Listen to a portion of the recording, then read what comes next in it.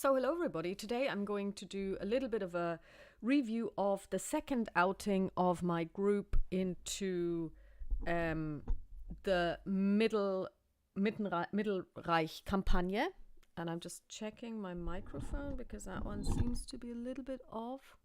No, it's working. Okay, so they have arrived, well, in the first episode they met a werewolf, and that was kind of to be expected, considering that this is modeled on the Wolf of Winhal, which of course deals with werewolves.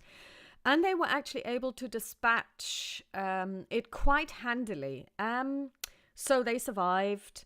They took the head with them as proof that they had killed a werewolf, because of course they remembered after some prompting that they could maybe get some money off of the mayor of Winhal. So they make it to Winhal, but of course they also rescued the person who was running from the werewolf, which was of course one of the reasons why I chose this approach to bring in the most recent addition to the team, because I found a new player, and that fitted perfectly this whole situation, that we actually brought him in there as the person running from the werewolf that needed rescuing.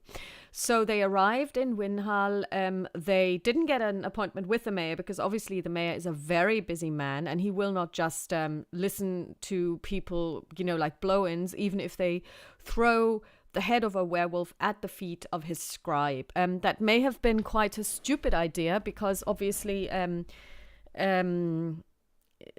it's quite uncouth to do that. But then again, the person who did it is a Thorwalian, and they are known for their uncouthness. But so they've now got an appointment for in 2 days' time, and we'll see how they fare.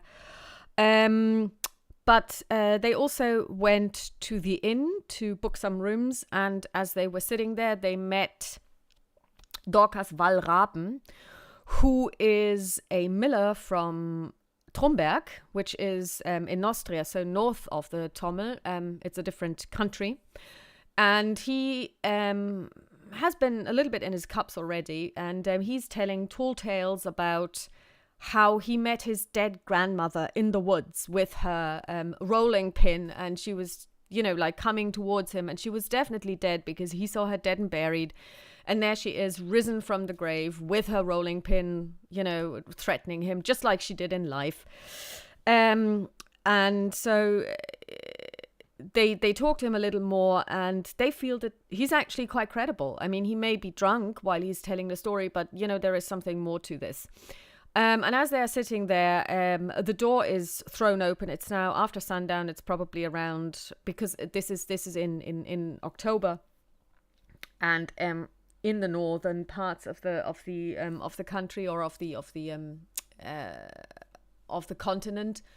So it gets dark quite early, and two people come in, and you can't say that they walk. It's more like staggering, because they have been attacked by a werewolf. It's a young man with his fiancée, and she has been bitten in the neck, and there is a lot of bleeding. The innkeeper is an ordained of Travia, so she basically applies some healing, but she also says, well, we need to bring her upstairs. We need to make her comfortable, because she is very, very, very badly injured. And it turns out that they were traveling north of the Tommel towards the toll bridge, and they're fishermen. He's a fisherman. He's the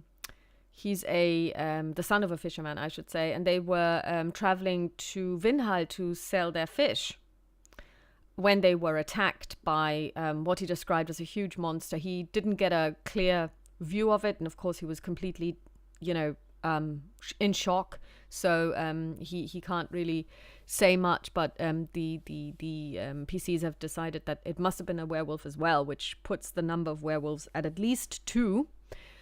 And that's where the session ended. So we will see what happens this week. They've kind of made a couple of plans of what they want to do the following week, so on Thursday, and we'll see where they get at. And I'll talk to you then. Bye-bye.